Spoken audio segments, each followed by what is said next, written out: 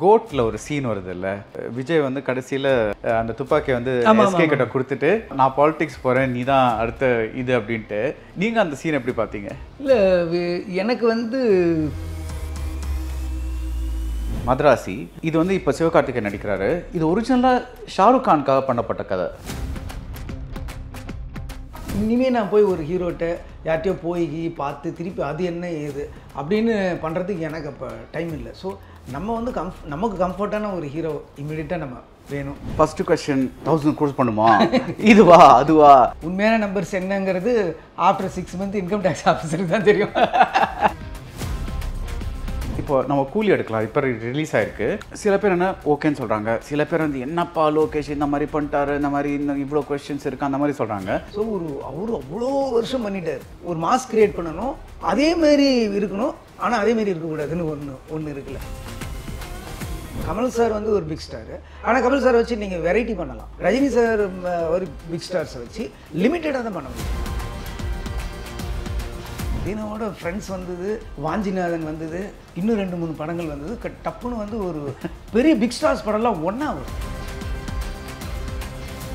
கத்தி, துப்பாக்கி, ரமணா இது அது மாதிரி கொடுத்துருக்கீங்கல்ல, அந்த ஒரு நேமை காப்பாற்றுவீங்களா? அது ஒரு டென்ஷன் வேறு இருக்குல்ல. ஸோ இப்போ வந்து ஒரு ஹீரோ இவ்வளோ வாங்குறாங்கிறது வந்து இந்த ஹீரோ எவ்வளோ வாங்குறாங்கிற பொறுத்து யார் பெரிய ஆளு சின்ன ஆளுன்னு ஆடியன்ஸுக்கு தெரியணுங்கிறது. ஏன் ஸ்பாட் சேஞ்சஸ் நடக்குது அது எனக்கு தெரியாது. அவங்களே வந்து சொல்லுவாங்களா?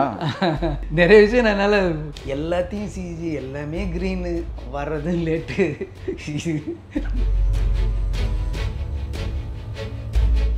லான்ச்சிங் அதிசயா ஒன் வேர்ல்ட், அதிசயங்களின் ஆரம்பம். டார்லிங் மொபைல் உலகின் super star Joyalukas, world's favorite jeweler, diamond wedding collection by Pride. வணக்கம், எப்படி இருக்கீங்க? நல்லா இருக்கு. எப்படி இருக்கீங்கன்னு ஏன் கேட்குறேன்னா, இப்போ ஒரு பெரிய படம்னாலே ஃபர்ஸ்ட் கொஸ்டின் 1000 கோர்ஸ் பண்ணுமா இதுவா அதுவா, இது இந்த ரெக்கார்டை முறியடிக்குமா, அது பண்ணுமா, அந்த மாதிரி ஒரு நிலைமையில் படம் லைக் என்ன எக்ஸ்பெக்ட் பண்ணலாத விட என்னெல்லாம் படம் பண்ணுங்கிறது தான் பெரிய ஃபோக்கஸ் ஆயிடுச்சு. அந்த ஒரு சுச்சுவேஷனில் ஒரு இப்படி சிரிச்சுட்டு ஒரு மென்டல் காம்னஸோட எப்படி இருக்கீங்க? இல்லை எப்பயுமே சார் முன்னெல்லாம் வந்து இந்த 100 days 175 days சில்வர் ஜூப்ளி இப்படி ஒரு கான்செப்ட் இருந்துச்சு. இப்போ வந்து நம்பர்ஸு, இப்போ 100 daysனால் கூட எத்தனை தேட்டர்ஸில் ஓடிச்சு, எத்தனை தேட்டர்ஸில் எவ்வளோ ஷோஸ் வச்சு, அப்புறம் சிலது ஆடியன்ஸுக்கு காலியாக இருக்கும், அவனுக்கே தெரிஞ்சிடும், இதெல்லாம் இருக்கும். நம்பர்ஸ் கொடுக்கறது தான். உண்மையான நம்பர்ஸ் என்னங்கிறது ஆஃப்டர் 6 months இன்கம் டேக்ஸ் ஆஃபீஸருக்கு தான் தெரியும். ஸோ அந்த மாதிரி ஒரு இது நம்பருக்குள்ளே போய் மாட்டிக்கிச்சு. அது பெரிய விஷயம் என்னென்னா, ஃபேன்ஸுங்களே ரசிகர்களே இது எவ்வளோ கலெக்ஷன் இது இப்படின்னு பார்க்குறாங்க. அது எவ்வளோ தூரம் உண்மையாக இருக்கும் அப்படின்றது எனக்கு தெரியல. அதான் இது ஒரு பக்கம். எனக்கு அப்போலேருந்து இது வந்து இந்த நம்பர்ஸில் பெருசாக இல்லை. எல்லாருக்கும் பிடிக்கணும், படம் ரசிக்கணும், அவன் வந்து அவனுக்கு வந்து ஒரு ரெண்டு தடவை பார்த்து 2-3 தடவை பார்த்தா அவனுக்கு சந்தோஷமாக இருக்கணுங்கிற அந்த ஆங்கிளில் தான் நம்ம படம் எடுக்கிறோம் பொதுவாக. பட் எல்லாருக்கும் பிடிக்கணும், இது எப்படிங்க தெரியும் உங்களுக்கு? சரி, படம் வந்து இப்போ நீங்கள் ஒரு பெரிய ஸ்டார் வச்சு படம் பண்ணால் அது வந்து சரி என்னடா இருக்குது அப்படின்னு போய் பார்க்குறதுக்காகவே டிக்கெட் வாங்குவாங்க. பட் அது வந்து பிடிச்சதா இல்லையான்னு எப்படி அந்த கால்குலேஷன் எப்படி பண்ணுவீங்க சார்? உண்மையிலே சார் எல்லா படமும் பார்த்தீங்கன்னா, அதுவும் பர்டிகுலராக ஒரு ஸ்டாரை வச்சு பண்ணும்போது ரிலீஸ் அன்னைக்கு கோலாகலமாக தான் இருக்கும். அது அந்த நம்ம ஒரு ஃப்ரைடே சாட்டர்டே சண்டே ஒரு கணக்கு போட்டு அப்புறம் மண்டே இருக்கும்ல, மெதுவாக தான் வரும். சில படங்களுக்கு தான் ஃபஸ்ட்டு டேவே பிளாக் பஸ்டர்னு அனௌன்ஸ் பண்ணுவாங்க. சிலது வந்து செகண்ட் ஹாஃப் இப்படி, சாங் இப்படி, இந்த ட்ராக் இப்படி அப்படின்னு சொல்லுவாங்க. அப்புறம் எப்படின்னே தெரியாது, ஒரு 2 days கழித்து இவங்க எல்லோரும் சேர்ந்து ஒரு முடிவுக்கு வருவாங்க. ஸோ அது வந்து ஒரு 2-3 days ஆகிடுது பொதுவாகவே. இப்போ நீங்கள் தீனாவில் எக்ஸ்பீரியன்ஸ் பண்ண இந்த பிஸ்னஸ் என்வாயன்மெண்ட்க்கும் இப்போ இருக்கிற சூழ்நிலைக்கும் என்ன வித்தியாசம்? அப்போ கொஞ்சம் டென்ஷன் கம்மியாக இருந்துச்சா? இல்லை சார், டென்ஷன்றது அப்பவும் இதே மாதிரி தான் சார் இருக்கும். அது அப்போ என்ன டென்ஷன்? அப்போ நம்பர்ஸ் கிடையாது. ஆமாம். ஸோ அப்போ என்ன டென்ஷன் சார்? அப்போ வந்து ஒரே டைமில் 5 படம் ரிலீஸ் ஆகும். இப்போ தீனாவோட ஃப்ரெண்ட்ஸ் வந்தது, வாஞ்சிநாதன் வந்தது, இன்னும் 2-3 படங்கள் வந்தது. டப்புன்னு வந்து ஒரு பெரிய பிக் ஸ்டார்ஸ் படம்லாம் ஒன்றா வரும். அப்படி ஒன்றா வரும்போது நமக்கு தியேட்டர்ஸ் லிமிட்டடாக இருக்கும். சிட்டியில் 5 தேட்டர் தான் ரிலீஸ் ஆகும். இது அப்போ காம்பினேஷனில் வரும். ஒரு பெரிய காம்ப்ளெக்ஸ் இருக்குன்னா 2 தேட்டரில் இந்த படமும் வரும், அந்த படமும் வரும். ஸோ அந்த பயம் இருக்கும், யார் படம் நல்லா இருக்குன்ற அந்த காம்படிஷன் டே 1லேயே இருக்கும். ஸோ அது அப்போ இருந்தது. இப்போ வந்து ப்ரீவியஸ் ஃபில்மு, அந்த ஸ்டார்ஸோட ஃபில்மு, இந்த மாதிரியான ஒரு டென்ஷன்ன்றது சினிமாவில் நிரந்தரம் தான். நிரந்தரம் தான். இப்போ வந்து இப்போ சிக்கந்தர் சரியாக போகல, அந்த மாதிரி ஒரு ஒரு ஒரு இது இருக்கும்போது நம்ம அடுத்த படம் ஜெயிச்சே ஆகணும், அந்த மாதிரி ஒரு நீங்கள் அதை சொல்லிப்பீங்களா உங்ககிட்ட? இல்லை அது முடிஞ்சு போன கதை, இது வந்து புது படம், இது வந்து just let us focus only on this film, அப்படி அந்த மாதிரி ஒரு ஒரு ஆட்டிடியூட்ல சின்ன ஒரு ஒரு பயம் வரும். ரிலீஸ் ஆகி ஒரு 1 வீக் 10 டேஸில் ஒரு பயம் வரும். அதுக்கப்புறம் வந்து நம்ம கையில் இருக்கிற ப்ராஜெக்டை ரொம்ப நல்லா பண்ணணும் அப்படின்னு இருக்கும். நம்ம 100% எல்லா படத்தையும் ஒரே மாதிரி தான் பண்ணுறோம். அதை நான் டவுட் பண்ணல. பட் சில சமயம் நம்மளுக்கு மீறின ஒரு ஃபார் எக்ஸாம்பிள் ரீசெண்டாக நான் ஒரு ப்ரொடியூசர்கிட்ட பேசிகிட்டு இருந்தேன். அவங்க வந்து ஸ்கிரிப்ட் எழுதும்போது, இது ஒரு ஆர்மி சம்மந்தப்பட்ட கதை, ஸ்கிரிப்ட் எழுதும்போது ஒருத்தர் வந்து ஓகே சொன்னார். படம் எடுத்துட்டு அவரோட ஓகே பேசிஸாக வச்சுட்டு படம் எடுத்தாங்க. படம் எடுத்துட்டு அவங்கக்கிட்ட போய் காமிக்கும்போது அவர் இல்லை, வேற ஒருத்தர் வந்துட்டார் அவர் இடத்துல, கார்பரேட். ஸோ அவர் வந்து இல்லை இது காமிக்க முடியாது, இது முடியாது, இது முடியாது, இது முடியாதுன்னு சொல்லிட்டு அவங்களால they had to reduce a lot of the scenes.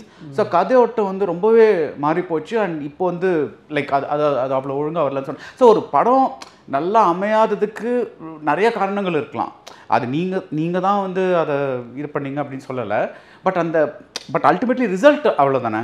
Because மக்களுக்கு இதெல்லாம் தெரியாது. மக்கள் வந்து நான் போகிறேன், நான் படம் பார்க்குறேன், எனக்கு பிடிச்சிருக்கா இல்லையா, இந்த டேரக்டருக்கு அந்த மாதிரி. பிகாஸ் நீங்கள் வந்து கொஞ்சம் ரொம்பவே டெஃபினிட்டிவான கத்தி, துப்பாக்கி, ரமணா இது அது மாதிரி கொடுத்துருக்கீங்கல்ல. ஸோ அந்த ஒரு நேமை காப்பாற்றுவீங்களா, அது ஒரு டென்ஷன் வேறு இருக்குல்ல. ஸோ அது வந்து அது எப்படின்னா சார், இப்போது இந்த ரைட்டர்ஸ் புக்கு எழுதுகிறாங்க பார்த்தீங்களா, அது ஒன்று மட்டும்தான் அவங்க நினச்ச மாதிரி வரும். அதுலேயே கூட என்னென்னா எடிட்டர்ஸ் அதில் கீழே போட்டிருப்பாங்க, எடிட்டர்ஸ் எதை நீக்கவோ சேர்க்கவோ உரிமை இருக்குன்னு. நீங்கள் அதாவது நீங்கள் கதை இது நூலை சொல்கிறீங்க, புக்கு. ஸோ நான் வந்து ஒரு ரைட்டர், நான் வந்து ஒரு புக்கில் எழுதுறேன்னா தான் எனக்கும் வாசகர்களுக்கும் ஒரே கனெக்ஷன் இருக்கும். ஆனால் அது சினிமான்னு வரும்போது நம்ம ஒன்று நினச்சிட்டு இருப்போம், ஹீரோஸ் வேறு ஒன்று நினச்சிட்டு இருப்பாங்க, ப்ரொடியூசர் வேறு கணக்கு போட்டிருப்பாங்க, போன செட்டு வேறு மாதிரி இருக்கும். எல்லாமே அது என்ன சொல்கிறது, அது ஒரு அமையிறது தான் சொல்லணும். அதுக்கு உதாரணமாக நீங்கள் என்ன சொல்லலாம், ஒரு பெரிய சூப்பர் ஹிட் ஃபில்ம் இருக்கும் ஒரு லாங்குவேஜில், அதே இன்னொரு லாங்குவேஜில் பண்ணுவாங்க, அதே டைரக்டர் பண்ணுவாங்க, அதே தான் எடுப்பார். ஆனால் இங்கே நடந்த ஒரு மேஜிக் அங்கே நடக்காது. ஸோ அந்த மாதிரி விஷயங்கள் வந்து ஒரு சினிமாவாக ஆகும்போது அது 100 பேர் அதுக்கு உருவம் கொடுக்க வேண்டியது இருக்குது. 100 இடம், ஒரு லொக்கேஷன் இருக்கும். நான் முன்னாடி ஏற்கனவே ஒரு தடவை சொல்லியிருக்கேன் மாதிரி, ஒரு படம் வந்து நம்ம வந்து ஒரு பீச்சில் ஓடி வரும்போது வேவ் இவ்வளோ தூரம் வரும், அது ஒரு எமோஷனல் கிரியேட் பண்ணும். ரீமேக்கில் திருப்பி அதே பீச்சுக்கு போவோம், அன்னைக்கு இப்படி வந்து போவோம். அன்றைக்கி கூட சொல்லுவாங்க, இந்த விக்ரமன் சார் படம் வந்து சரத்குமார் சார் வந்து ஒரு ஃபால்ஸில் வந்து ஒரு எல்லோ டிஷர்ட் போட்டு நிற்பார். அதே ரீமேக் பண்ணும்போது எல்லாமே பேசியாச்சு, வெங்கடேஷ் சார் அதே போகிறாரு, அதே எல்லோ ஷர்ட்லாம் ஓகே, வேட்டி கட்டி நிற்கிறாரு, ஃபால்ஸில் தண்ணி வரல. ஸோ இந்த மாதிரி மேஜிக்ங்கிறது ஒரு சினிமாவில் வந்து 100 விஷயங்கள் சேர்ந்து ஒரு மேஜிக் கிரியேட் பண்ணும். அதேமாரி ஒரு படத்தை கெடுக்கிறதுக்கான, ஸ்பாயில் பண்ணுறதுக்கான காரணிகளும் அதுவும் அமையும். இதை மீறி தான் சினிமா வந்து ஆடியன்ஸை சந்திக்க வேண்டியிருக்கு.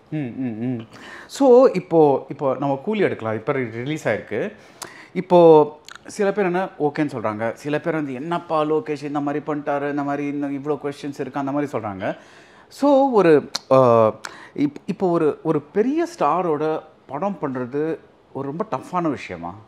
ஆமாம், கஷ்டமான விஷயம் தான் சார். ஏன்னா அவங்க ஆடியன்ஸ் வந்து சேம் மாஸ் எதிர்பார்ப்பாங்க, ஒரு ஹீரோ எலிவேஷன் எதிர்பார்ப்பாங்க. ஆனால் முன்னாடி இருந்த படம் மாதிரி இருக்கக்கூடாதுன்னு.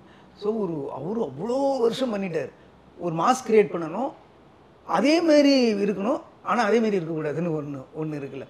ஸோ அந்த ரெஸ்ட்ரிக்ஷனோடு பண்ணணும், நினச்சதை பண்ண முடியாது, அவரோட ஸ்க்ரீன் ப்ரெசன்ஸ் நல்லா இருக்கணும். இந்த மாதிரியான சேலஞ்சஸ் வந்து ஒரு பெரிய பெரிய பெரிய பிக் ஸ்டார்ஸை பண்ணும்போது அந்த challenges, particular commercial big stars பண்ணும்போது, நான் சொல்கிறது வந்து இப்போ கமல் சார் வந்து ஒரு பிக் ஸ்டாரு, ஆனால் கமல் சாரை வச்சு நீங்கள் வெரைட்டி பண்ணலாம்.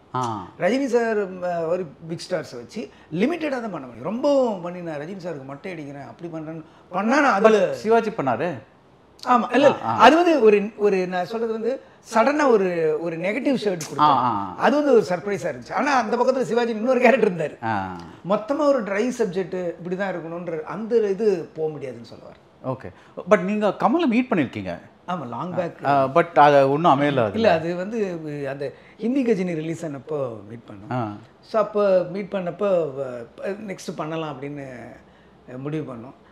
நெக்ஸ்ட் பண்ணலான்ற கான்செப்டில் மீட் பண்ணோம். அதுக்கப்புறம் அது வந்து சரியாக அமையலை. எனக்கு என்னென்னா என்னோடய ஸ்கிரிப்ட் பண்ணணும்னு எண்ணத்தோடு நான் போனேன். ஸோ அது அந்த டைமில் செட் ஆகாதனால சரி ஓகே அப்புறம் பண்ணிக்கலாம்னு விட்டுங்க. ஸோ இப்போ இதுக்கே வருவோம், ரஜினிகாந்த்கே வருவோம். இப்போது கூலி பற்றி பேசிகிட்டு இருந்தோம். உங்களுக்கு வந்து அந்த ரஜினிகாந்த் கூப்பிட்டு தர்பார் அந்த அக்ரிமெண்ட் நடந்தப்போ ஒரு ஒரு பயம் இருந்துச்சா? கண்டிப்பாக சார். பிகாஸ் நீங்கள் நிறைய கமர்ஷியல் ஹீரோஸ், தட் இஸ் எல்லா ஓல்டர் ஜென்ரேஷன்லேருந்து விஜயகாந்த் பண்ணியிருக்கீங்க, அதுக்கு மிட் ஜென்ரேஷன்லேருந்து அஜித் விஜயன் பண்ணியிருக்கீங்க, அங்கே ஓல்டர் ஜென்ரேஷனில் சிரஞ்சீவி பண்ணியிருக்கீங்க. ஸோ உங்களுக்கு வந்து நீங்கள் பார்க்காத பெரிய ஹீரோ கிடையாது அந்த மாதிரி. ஸோ பட் இவர் வந்து ஹீஸ் சம்திங் எல்ஸில்.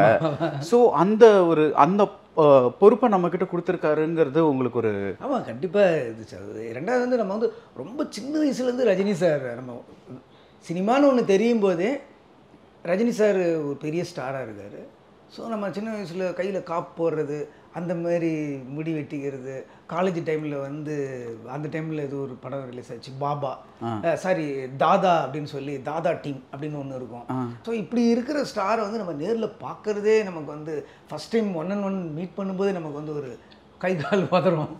ஸோ அவரை வச்சு ஃபிலிம் ஷூட்டிங்கே பண்ணுறோம் அப்படின்னும் போது அது ஒரு மாதிரியான ஒரு என்ன சொல்கிறது ஒரு ட்ரீமில் வாழ்கிற மாதிரி தான் அது. ஸோ இப்போ வந்து நீங்கள் அந்த படத்தை பார்க்கும்போது அந்த அந்த ஆப்பர்ச்சுனிட்டி பார்க்கும்போது வாட் வென்ட் ராங்?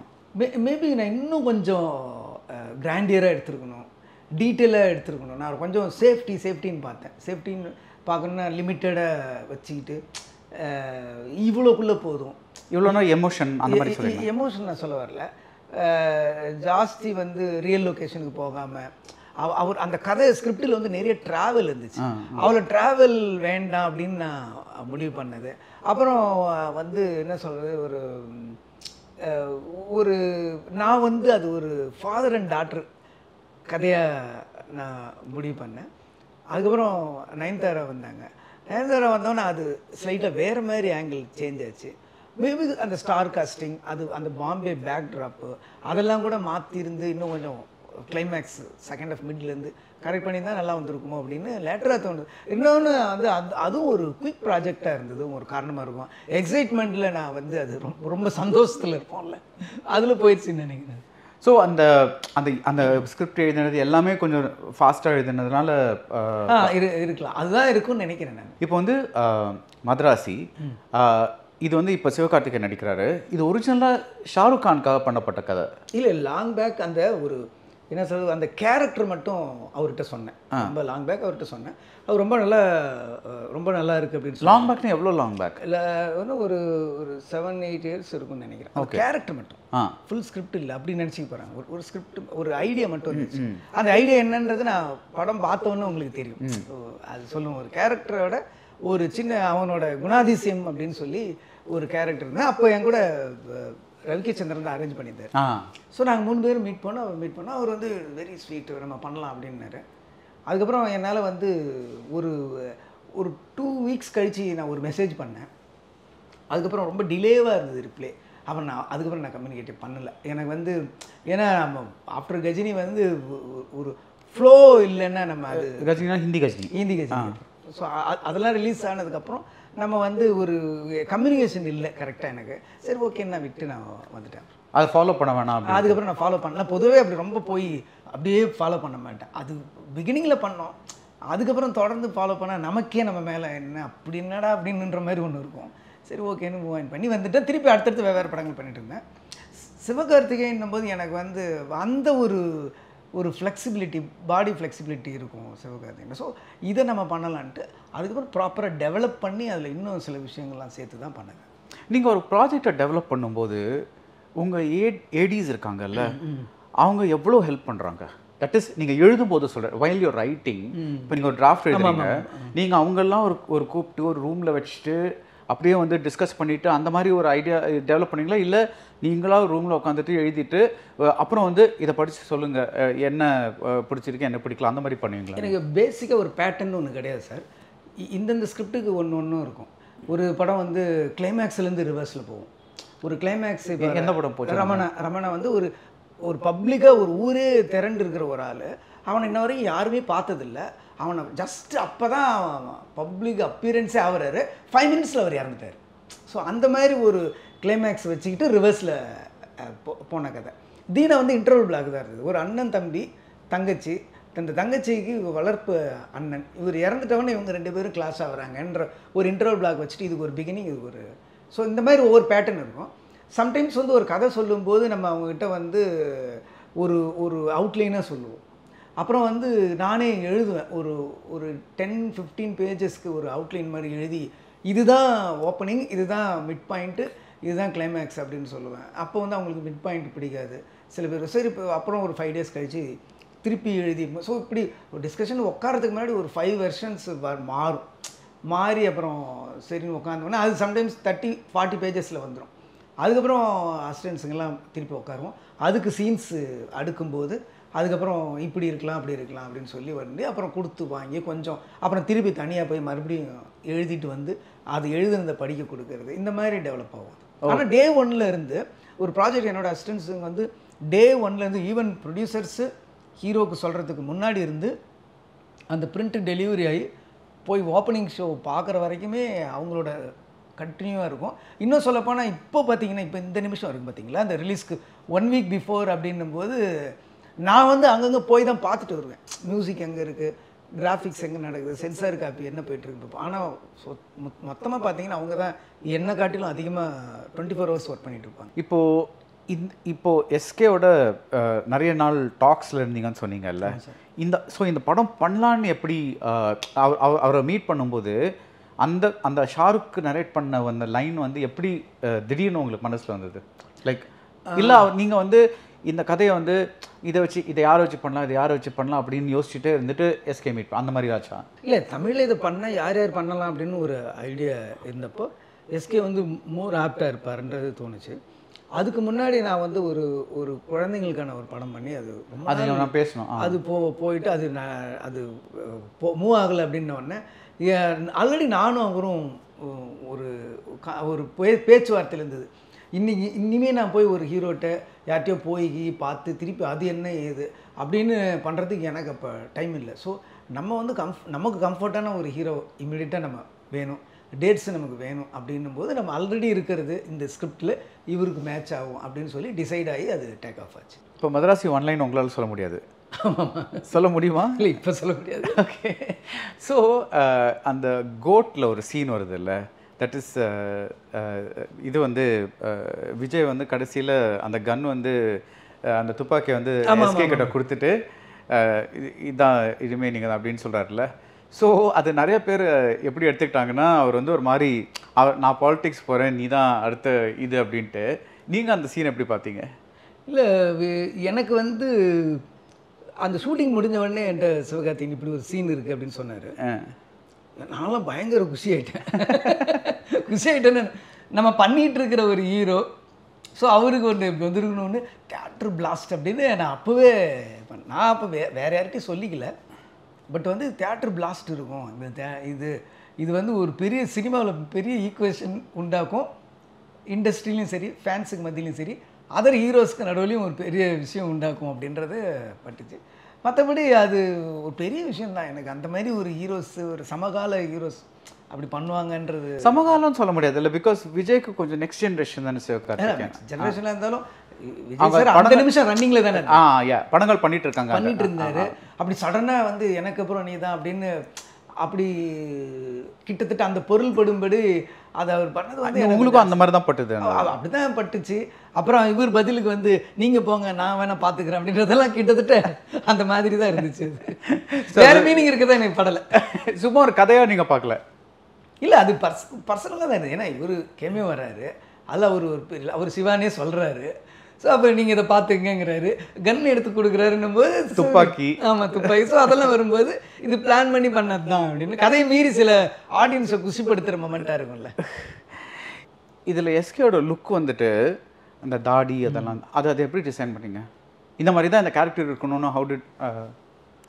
பிகாஸ் சில படங்களில் சாரி டு இன்டரப்ட், சில படங்களில் ஃபார் எக்ஸாம்பிள், இப்போது கஜினியில் ஒரு லுக் இருக்குன்னு வச்சுக்கோங்க, அந்த படத்துக்கு லுக்கு தேவை, அந்த லுக்கு. பட் இப்போ சிக்கந்தரில் சல்மான் அப்படியே தான் இருக்காரு. அக்ஷய்குமார் ஹாலிடேல அப்படியே தான் இருக்காரு. இது நிறைய படங்கள்ல அந்த மாதிரி சில படங்கள்ல அப்படியே தான் இருப்பாங்க. பட் சில படங்கள்ல ஒரு ஸ்பெசிஃபிக்காக ஒரு லுக்கு நீங்கள் தேடுறீங்க. இந்த லுக்கு அதுதான் நான் கேட்குறேன். இதுலேயும் சிவாவுக்கு வந்து 2 கெட்டப் இருக்குது. 2 கெட்டப் ரொம்ப பெரிய கெட்டப்னு சொல்ல முடியாது. அவரோட ஒரு 6 மந்த் முன்னாடி 6 மந்த்துக்கு அப்புறம் அப்படிங்கிற மாதிரி. ஸோ அவர் வந்து எப்படின்னா வந்து தன்னை பற்றி தனக்கு என்னன்னாலும் பரவாயில்ல அப்படின்னு ஒரு முடிவு எடுத்த ஒரு கேரக்டர். அதனால் ஒரு 6 மந்த் அவர் எதை பற்றியுமே கவலைப்படலை. அப்படின்றதுனால ஒரு அந்த தாடி இன்னும் சொல்லப்போனால் நீங்கள் நம்ம அந்த சாங் ரிலீஸ் ஆச்சு, அதனால் அந்த ஒரு விஷயத்தை மட்டும் நான் ரிவீல் பண்ணலான்னு நினைக்கிறேன். ஸோ அது ஒரு லவ் ஃபெயிலியர்னு ஒரு மூடு இருக்குல்ல. ஸோ அதனால் அவர் வந்து அந்த மாதிரி ஒரு ஹேரு ஸோ லவ் பண்ணுற ஒரு பீரியடில் அந்த பொண்ணு அந்த லவ் ஃபெயிலியர் அந்த சாங்குக்கு அப்புறம் அவர் இப்படி இருக்காருன்றது 2 விதமான கெட்டப்பாக இருக்கும். ஸோ அதை வச்சு அதில் தான் ஓகே ஓகே. ஸோ 2 விதமான இருக்கும். ஒரு பெரிய தாடி அப்புறம் சின்ன சின்னதாக இருக்கிற அவர்.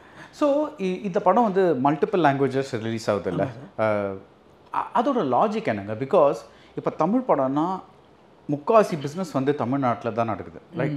ஸோ இப்போ that is the majority. So இந்த டப்பிங் பண்ணிவிட்டு மற்ற லாங்குவேஜஸ் ரிலீஸ் பண்ணுறது அது என்ன எதுக்காக பண்ணுறாங்க சார்? இப்போ ஃபஸ்ட்டு ஆடியன்ஸ் வந்து எல்லா லாங்குவேஜ் படமும் பார்க்க ஆரம்பிச்சிட்டாங்க சார். அவங்க ஹீரோவுக்கு ஒரு இம்பார்ட்டன்ஸ் இருக்கும். அது இல்லாமல் கதையாக நல்லா இருந்தால் நாங்கள் பார்க்குறோம் அப்படின்னு இருக்காங்க. அதுக்கு என்ன காரணம்னா படங்கள் கொஞ்சம் குறைஞ்சிருச்சு அதர் லாங்குவேஜஸ்.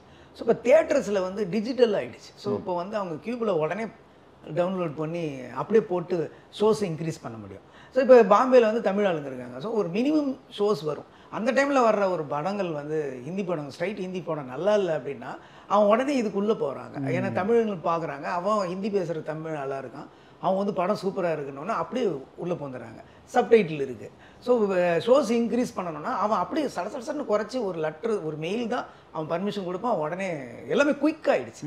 ஸோ அதனால வந்து இன்றைக்கி வந்து எல்லா இப்போ முன்ன வந்து ஒரு தேட்டரில் திருச்சியில் வந்து ஒரு பிரிண்ட் எக்ஸ்ட்ரா வேணும்னா இங்கேருந்து நீங்கள் ட்ரெயினில் அனுப்பணும், அதை ஒருத்தர் கொண்டு போய் போடணும். இல்லைன்னா அந்த ரூட்டிங்னு ஒரு சிஸ்டம் சொல்லுவாங்க. இங்கே 10 மணிக்கு ஆரம்பிக்கும், இங்கே 11 மணிக்கு ஆரம்பிக்கும் ஒரு ஷோ. இங்கே ஒரு பிரிண்ட் முடிஞ்சோடனே இந்த பிரிண்ட் அங்கே போகும். ஸோ இப்படி போகும். அப்புறம் காம்ப்ளெக்ஸ்லேயே ஒரு பிரிண்ட்டை வச்சு நாலு வெவ்வேறு டைமிங் அந்த ரீல்ஸ் வச்சு பண்ணுவாங்க. ரீல்ஸ் வந்து இந்த லிஃப்ட்டில் எடுத்துகிட்டு போய் ஒரு ரீல் இங்கே கொடுப்பாங்க, செகண்ட் ரீல் முடிஞ்சோன்னு இப்படி கொடுப்பாங்க. இப்படி ஃபுல் படம் பண்ணிட்டு இருப்பாங்க. இப்போ எல்லாமே ஃபுல்லாகவே அவங்க ஸ்டோர் பண்ணி அப்படி போகிற மாதிரி ஆயிடுச்சு. அதனால் எந்த கண்ட்ரிக்கு வேணாலும் ஒரு செகண்டில் அனுப்பிடலான்ற ஒரு ஃபெசிலிட்டிஸ் வந்துடுச்சு. அப்புறம் மக்களும் வேர்ல்டு ஃபுல்லாக வந்துட்டாங்க. அந்த டேஸ்ட்டும் வந்துடுச்சு. நம்ம எப்படி அதர் லாங்குவேஜ் ஃபிலிம்ஸை பார்க்குறோமோ அதேமாதிரி நம்ம படங்களையும் பார்க்குறாங்க. அப்போது ஸ்கேல் நல்லா இருக்குது, இந்த கான்செப்ட் எல்லா ஊருக்கும் பிடிக்கும் அப்படின்னும் போது ட்ரை பண்ணலாமே அப்படிங்கிறது தான் இதோட நோக்கமாக இருக்குது. ஸோ அந்த டப்பிங் காஸ்ட் மட்டும் உங்களுக்கு எக்ஸ்ட்ரா? டப்பிங்காக அது ஒரு பெரிய காஸ்ட் இல்லை சார் இப்போது. ஏன்னா இப்போ டப்பிங்கிற ஒரு ஃபேக்ட்ரி இப்போ நிறைய ஆயிடுச்சு. எப்படின்னா இப்போ நீங்கள் வந்து ஒரு ஸ்டாண்டர்டில் இந்த படம் பண்ணவங்க அப்படின்னு சொல்லி நீங்கள் கொடுத்தீங்கன்னா அவன் மேல் ஃபீமேல் எல்லாத்தையும் பிரித்து சரன்னு அதுக்கு ஒரு டீம் இருக்கும். தமிழ் தெலுங்கு தெரிஞ்சவங்க, தமிழ் மலையாளம் தெரிஞ்சவங்க, அவங்க உட்காந்து அவங்களே ஒரு 4 நாளில் சல்லுன்னு எல்லா வாய்ஸும் வச்சுருப்பாங்க. சரன்னு அப்படியே பண்ணி உடனே ரெடி பண்ணிடுறாங்க. ஸோ அது வந்து ரொம்ப ஈஸியாகுது. இப்போ அவ்வளோ காஸ்ட்டும் கிடையாது. தேட்டர்ஸ் அவங்களே தேட்டர்ஸ் வச்சுருப்பாங்க. ஒரு பேக்கேஜ்னு சொல்லி ஒரு ஆள் கொடுத்துட்டிங்கன்னா அவன் நான் இந்த படம் பண்ணேன் சார், அந்த படம் சார் பண்ணுவது ஓகே, அதில் கரெக்டாக தான் இருந்துச்சு அப்படின்னு சொல்லி கொடுத்தா அவங்க அதை கரெக்டாக பேக் பண்ணி அப்படியே. ஸோ அந்த ஒரு டப்பிங் பேக்கேஜ் அந்த மாதிரி எனக்கு வந்து ஒரு தமிழ் படம் இருக்குது, நான் அதை வந்து தெலுங்கில் டப் பண்ணணுன்னா அது எவ்வளோ ஆகும் ரஃபா? அது எனக்கு மணி எனக்கு தெரியல. ஸோ நான் ஏன் கேட்குறேன்னா இப்போ நீங்கள் வந்து அங்கே தெலுங்கில் ரிலீஸ் ஆகிட்டு சப்போஸிங் ஒரு 5 கோடி தான் பண்ணுதுன்னு வச்சுக்கோங்க, எந்த படமாக இருக்கட்டும், அது வந்து அது கவர் ஆகிடும். ஆமாம் ஆமாம். ஸோ அதுவும் அந்த காஸ்ட் ஒன்று பெருசாக இல்லைங்க. அவ்வளோ டப்பிங்க்கு பெரிய அவ்வளோ காஸ்ட் ஆகாது சார். இப்போ நீங்கள் வந்து அந்த காலத்தில் பிரிண்ட் போடணும். இப்போ வந்து விஜயகாந்த் சார் படம்லாம் தெலுங்கில் பிச்சுக்கிட்டு ஓடும். அப்போ வந்து நீங்கள் அவ்வளோ பிரிண்ட்ஸ் போடணும். அப்புறம் வந்து இந்த ஃபஸ்ட்டு நெகட்டிவ் ஒன்று இருக்குது பார்த்தீங்களா, இந்த ஒரு நெகட்டிவில் இவ்வளோ தான் பிரிண்ட் பண்ணணும்னு இருக்கும். அப்புறம் இன்னொரு டியூப் நெகட்டிவ்னு பண்ணுவாங்க. அந்த டியூப் நெகட்டிவோட குவாலிட்டி கொஞ்சம் குறையும். அதனால தான் அந்த நெகட்டிவ்லேருந்து நெகட்டிவே ஒரு பர்டிகுலர் அளவில் தான் போட முடியும். அதனால தான் நிறைய கிளாசிக் ஃபிலிம்ஸ்லாம் நமக்கு இல்லாமல் போயிடுச்சு. டிஜிட்டல் பண்ணிவிட்டு அந்த குவாலிட்டியில் தான் இருக்கும். அதில் ஏதோ ஒன்று கிடச்சிதுன்னா அந்த மாதிரி இருக்கும். இப்போ அப்படி கிடையாது. இது ஃபஸ்ட்டுனா இதுக்கும் வித்தியாசம் இருக்காது. நீங்கள் எவ்வளோ வேணால் க்ளோனிங் பண்ணலான்ட்டு நிறைய வந்துடுச்சு. அப்போ டப்பிங் காஸ்ட்டு தான். டப்பிங்கை வச்சு பண்ணிவிட்டு நீங்கள் பேரலல் பண்ணிட்டீங்கன்னா படம் ஹிட்டுன்னா போகணும். ஆனால் ப்ரொமோஷன் ஒன்று இருக்குது. இப்போ ஹிந்திலனா அதுக்கு ப்ரொமோஷன் பண்ணணும், பிஆர் பண்ணணும், அங்கே ஒரு ஈவெண்ட் பண்ணணுன்ற அந்த ஒரு பேசிக் முதலீடு இருக்குது. இன்னொன்று நமக்கு இந்த ஓடிடிங்கிறதும், இந்த ஓடிடி அதுவும் உங்களுக்கு இன்னொரு ஆடடாக ஆகுது ஒரு படம் ரீச் ஆகுறதுக்கு. இப்போ பார்த்தீங்கன்னா மகாராஜாலாம் ஹிந்தியில் பெரிய ஹிட்டு. நம்ம ஏன்னா அங்கே வந்து Vijay Sethupathi already known. So இங்கே வந்து வந்தோடனே பார்த்தா அதே மாதிரி பார்த்தீங்கன்னா இந்த ஓடிடிலாம் பர்மனெண்ட்டாக ஹோர்டிங் வச்சுருப்பான். பர்மனெண்ட்டாக ஹோர்டிங் வச்சுட்டு இருக்கும்போது அவன் அந்த ஹோர்டிங்க்கு அவனுக்கு செலவு கிடையாது. இந்த வீக் இது ரிலீஸ்னா அப்படியே இதை எடுத்துட்டு இதை ஆட் பண்ணுவோம். திடீர்னு நீங்கள் பாம்பே போனீங்கன்னா எல்லா இடத்துலையும் மகாராஜா பாட்டுன்னு பார்த்தா ஓடிடியில் பெரிய ஹிட் ஆயிடுச்சு. ஸோ இப்போ அடுத்த படம் அந்த காம்பினேஷனில் வரும்போது அவங்க ஆல்ரெடி தியேட்டர்ஸ்லேயே எதிர்பார்ப்பாங்க. ஸோ அந்த மாதிரியான பிஸ்னஸ் வளர்ச்சி. ஸோ இட்ஸ் நாட் இந்த படம் பேன் இந்தியா ஹிட் ஆகணும் அந்த மாதிரி ஒரு லாஜிக் இல்லை. அந்த மாதிரி எல்லாருமே ட்ரை பண்ணுறாங்க. எல்லாருமே அந்த அந்த சடம் இப்போ ஆஃப்டர் காந்தாரா வந்து வேறு மாதிரி ஆயிடுச்சு. ஏன்னா எல்லாம் என்ன நினச்சிட்டு இருந்தாங்க, பயங்கரமான கிராண்டியரு, அப்போ ஒரு பெரிய ஹீரோ, ஆக்ஷனு, கமர்ஷியல் மோடு இருக்கணும். அதை காந்தாரா சடனாக உடச்சி அது ஒரு கன்னட படம்ன்ற அந்த ஃப்ளேவர்லேயே இந்தியா ஃபுல்லாக பார்த்தாங்க. ஸோ அது ஒவ்வொரு படமும் உடைக்குது அந்த மாதிரி. இப்போ ஒரு சிக்கந்தர் நீங்கள் எடுத்த படங்கள்லேயே ரொம்ப ரொம்ப ரொம்ப எமோஷ்னலான படம்னா அந்த அந்த அந்த ஒன்லைன் சொல்கிறேன். ஆமாம், அதுதான். ஓகே, அந்த படத்தை இப்போ நீங்கள் பார்த்தீங்கன்னா சல்மான் மாதிரி ஒரு ஸ்டார் வச்சு பண்ணது சரியா தவறா? சல்மான் சார் மாதிரியான ஒரு ஹீரோ இமேஜ் வச்சு பண்ணுறது கரெக்டு. ஆனால் நம்ம இப்போ பொதுவாக சார் இப்போ ஒரு ஹீரோவுக்கு நம்ம ஒன்று எழுதுவோம், இவர் இப்படி தான் பேசுவாருன்னு நினைப்போம். உதாரணத்துக்கு ரகுவரன் சார்னு வச்சிங்களேன், அவர் இல்லாதனால நம்ம சொல்கிறோம் அவரை வச்சு. இப்போ ரகுவரன் சார்னு வச்சுக்கிட்டு அவர் ஒரு டைலாக் எழுதுவோம், ஆனால் இது ரகுவரன் இப்படி தான் டெலிவரி பண்ணுவார்னு ரகுவரன்ட்ட பண்ணால் ரகுவரன் வேறு மாதிரி டெலிவரி பண்ணுவார். ஆனால் என்னடா இது நம்ம இப்படி நினச்சோம், இவர் இப்படி டெலிவரி அங்கே ஒரு நமக்கே தெரியாத ஒன்று நடக்கும். அதனால் அந்த ஸ்கிரிப்ட் வந்து அவருக்கு ஆப்ட்டு. ஆனால் அது பண்ணி வரும்போது அவருக்கு அது மைண்டில் இறங்கி நம்ம நினச்ச மாதிரி பண்ணுறாரான்னும் போது அது பண்ணலைன்னா நம்ம நினச்சது நீங்கள் சொன்ன மாதிரி எனக்கு ரொம்ப மனசுக்கு நெருக்கமான ஒரு ஸ்கிரிப்ட் அது. நான் அது உடனே போனதுக்கும் அது காரணம். இதுக்கு முன்னாடி 3-4 சந்திப்பு நடந்திருக்கு சல்மான் சாரோட. அவர் ஒரு படத்தையும் எனக்கு பண்ண சொன்னார், ரெடியாக இருந்தது, டியூப் லைட்னு சொல்லி ஒரு கொரியன் ஃபில்மு ஏதோ ஒன்று ரைட்ஸ் வாங்கி வச்சுருந்தாருன்னு நினைக்கிறேன். அதுதான் நினைக்கிறேன். என்கிட்ட இந்த படம் பாருங்க அப்படின்னு சொன்னார். நான் அந்த படம் பார்த்தேன். அப்போ நான் வந்து இல்லை சார் நான் ரீமேக் பண்ணுற ஐடியா கிடையாதுன்னு சொல்லிட்டு வந்துட்டேன். பட் நீங்கள் ரீமேக் பண்ணியிருக்கீங்களா முன்னாடி? இது உங்கள் படங்களா? என்னோட படம் பண்ணியிருக்கேன். ஓகே, அது வந்து டோட்டலாக வேறு படம் இருந்தது. ஓகே, எப்பயுமே அதில் ஒரு சின்ன சிக்கல் இருக்குது சார். எப்படின்னா அவங்க ஒரு படம் பார்த்து பிடிச்சிருக்குன்னு சொல்லுவாங்க, அதை நான் பண்ணேன்னு வச்சுங்களேன், நாம ஏதோ ஒரு சேஞ்ச் பண்ணுவோம். இல்லை நான் அதுக்காக தான் அந்த படத்தையே பண்ணேன், அதை நீங்கள் சேஞ்ச் பண்ணுறீங்களேன்னு இது ஷூட்டிங் ஃபுல்லாக கண்டினியூ ஆகும். அதனால் நான் அதுலேருந்து எஸ்கேப் ஆகிட்டேன், இதுலேருந்து எஸ்கேப் ஆக முடியல. ஏன்னா என்னோடய ஸ்கிரிப்ட் அப்படிங்கிறனால நான் முழுசாக நம்பினேன். அது போகும்போது அந்த சேஞ்சு இந்த சேஞ்சுன்னு சொல்லி அப்படியே வேறு மாதிரி ஆகிப்போச்சு. நம்ம ஒன்று நினச்சோம், அது வேறு ஒன்று கலர் இருந்தது. ரைட். ஸோ இப்போ வந்து சிக்கந்தர் நீங்கள் வந்து இதுக்கு பண்ண ஹாலிடே வந்து துப்பாக்கி பேஸ் பண்ணது, கஜினி வந்து தமிழில் பண்ணது, இதுதான் உங்கள் ஃபஸ்ட்டு ஸ்ட்ரைட் ஹிந்தி ஃபிலிம் இல்லையா? அதில் என்ன பிரச்சனைகள் இருந்தது அந்த சார்? அது 3 இப்போ கஜினி வந்து ஏ கிளாஸ் ஒரு என்ன சொல்ல ஒரு பிஸ்னஸ் மேன் அப்படின்ற ஒரு இது வந்து ஒரு ஸ்லம் பாயோட எமோஷன், ஒரு ஹவுஸ் ஒய்ஃபோட எமோஷன், ஒரு கிங்கோட, ஒரு ராஜ்கோட்டில் இருக்கிற ஒரு கிங்கோட எமோஷன். இப்படி நான் உள்ளே போய் இன்டெப்த்தாக இறங்கும்போது என்ன ஆகுனா நான் வந்து டிபெண்ட் இருக்கேன். அப்புறம் அவங்க வந்து என்னென்னா இது இங்கே கிடையவே கிடையாது அப்படின்னும் போது நமக்கு அங்கே கன்ஃபியூஸ் ஆகிடும். நம்ம ஊரில் இப்படிலாம் பண்ண மாட்டாங்கன்னா உனக்கு என்ன தெரியும் நம்ம கேட்கலாம், நம்ம இந்த ஊரில் இப்படி இருக்கேன்னு. அங்கே வந்து ஒரு 3 பேர் சொல்லும்போது நமக்கு வந்து ஒருவேளை உண்மையிலே இருக்காதோ அப்படிங்கிற ஒரு டவுட் இருக்கும். ஸோ அங்கே நம்ம போகும்போது ஒரு மினிமம் நம்ம ஒரு 4 பேரை கூப்பிட்டு போகும்போது இப்போ வந்து ஒரு சிட்டி சப்ஜெக்ட்னா பிரச்சனையே கிடையாது. அதுக்குள்ளே இருக்கிற எமோஷன்ஸ் பண்ணும்போது இங்கே இப்படி கிடையாது அங்கே இப்படி கிடையாதுன்றது ஒன்று. ரெண்டாவது ஒரு படம் பண்ணுறது வந்து நம்ம இந்த கான்வர்சேஷன் ஆரம்பிக்கிறதுக்கு முன்னாடி நான் சொன்னதான், இது என்னோட கையில் மட்டும் கிடையாது, அது ஒரு ஹீரோவோட கோஆப்ரேஷன் இருக்கும். அந்த யூனிட் சக நடிகர்கள் மொத்தமாக கோஆப்ரேஷன் பண்ணும்போது தான் சொன்னேன். அது ஒரு சீனை கெடுக்கிறதுக்கு வந்து ஒரு அலை கூட போதும், ஒரு ஃபால்ஸ் கூட போதும்னு சொன்னோம்ல, அது மாதிரி உள்ளே இருக்கிறவங்க எல்லோரும் சேர்ந்தாதான் அதை அப்படியே நம்ம நினச்ச மாதிரி கொண்டு வர முடியும். இப்போ அந்த படத்தை ஆக்சுவலி நான் பார்க்கும்போது நினச்சேன், என்னப்பா சூப்பரான அந்த லைன், பயங்கர இமோஷனல் லைன். பட் நீங்கள் அதை எடுக்கும்போது அந்த இமோஷனை நீங்கள் இது எப்படி டிசைட் பண்ணுறீங்க? இது வந்து என்னோடய லைன், தட் இஸ் ஒரு ஹஸ்பண்ட் அண்ட் ஒய்ஃப் ரொம்ப ரொம்ப லவ் பண்ணுறாங்க, அந்த ஒய்ஃப்க்கு ஒன்று நடக்கிறது, அது அந்த ஒய்ஃப்க்கு நடந்த அப்புறம் ஏதோ ஒரு அது செல்ல I don't want to spoil இட்னு வச்சுக்கோங்களேன். இந்த இமோஷனல் கோர் ஒன்று வச்சுருக்கீங்களா? ஆனால் நீங்கள் படத்தை எப்படி ஆரம்பிக்கிறீங்கன்னா, ஒரு பிளேனில் ஒரு ஃபைட் மாதிரி நடந்து சல்மான்க்கு ஒரு மாஸ் இமேஜோட ஆரம்பிக்கிறீங்க. அது அந்த மாதிரி ஒரு கதையை ஆரம்பித்தா மக்கள் வந்து ஓ நான் சல்மான் படம் தான் பார்க்குறேன் அப்படின்னு நினச்சிட்டு நீங்கள் அந்த ஒரு ரொம்ப இமோஷனலாக கொண்டு போகும்போது அந்த ஒரு எல்லா படத்துக்குமே என்ன ஃபஸ்ட்டு அந்த ஃபேன்ஸை கொஞ்சம் நம்ம சாட்டிஸ்ஃபை பண்ணி தான் உள்ளே வரும். ஃபஸ்ட்டு நீங்கள் ரமணா எடுத்துக்கிட்டிங்கன்னா, ரமணாவில் அந்த காலேஜ் ஃபைட்டு தேவைப்படாது. ஆனால் அந்த ஹார்ட்கோர் ஃபேன்ஸுக்கு ஒன்று நம்ம நீங்கள் பெரிய ஹீரோ மாஸ் ஹீரோவை பண்ணும்போது நான் முழுக்க புதுசு பண்ணுவேன் அப்படின்னு சொல்லக்கூடாது. அவங்களோட ஃபேன்ஸை ஃபஸ்ட்டு ஏதோ ஒன்று போட்டு அவனை சைலண்ட் பண்ணிடணும். அவனை சைலண்ட் பண்ணிவிட்டு இனிமே என் படத்துக்கு உள்ளே வாடா அப்படின்னு சொன்னால் தான் அவன் மெதுவாக உள்ளே வருவான். நம்ம எடுத்த உடனே நான் அமைதியாக ஆரம்பிப்பேன், சத்தமே இல்லாமல் ஆரம்பிப்பேன்னா ஃபஸ்ட்டு எடுத்தோடனே அவனுக்கு கனெக்ட் பண்ணாமல் போயிடுவான். அதனால் அவனும் ஒரு ஆக்ஷன் பண்ணி அவன் உள்ளே வரான், ஈத் அன்னைக்கு படம் பார்க்குறான்னு அவனை ஹாப்பி பண்ணிட்டு தான் அப்புறம் மெதுவாக ஆரம்பிக்கணும். அந்த மாதிரி படங்கள் நிறைய வந்திருக்கு. ஒரு ஹீரோவுக்கு வந்து ஒரு ஹைப்பு கொடுத்துட்டு, ரஜினி சார் படம் நிறைய வந்திருக்கு. ஒரு ஹைப் கொடுத்து அவனை ஃபேன்ஸை அவனை செட்டில் பண்ணிவிட்டு அதுக்கப்புறம் நம்ம கதைக்குள்ளே வர்றது இருக்குது. அது மட்டும் கிடையாது, நம்ம ஸ்பாட் சேஞ்சஸ்ன்னு ஒன்று இருக்குல்ல சார், ஸ்பாட் சேஞ்சஸ்ஸு அதை வந்து எவ்வளோ ரைட்டரும் எவ்வளோ பெரிய டைரக்டரும் வந்து அது டெய்லி அது ஒன்று இருந்ததுன்னா நமக்கே கனெக்ட் ஆகாமல் போய். ஏன் ஸ்பாட் சேஞ்சஸ் நடக்குது அது எனக்கு தெரியாது. அவங்களே வந்து சொல்லுவாங்களா? நிறைய விஷயம் என்னால் சொல்ல முடியாது சார். சொன்னால் அது நிறைய பேர் நான் ஹர்ட் பண்ண என்னோட கேரக்டர் அது மாதிரி கிடையாது.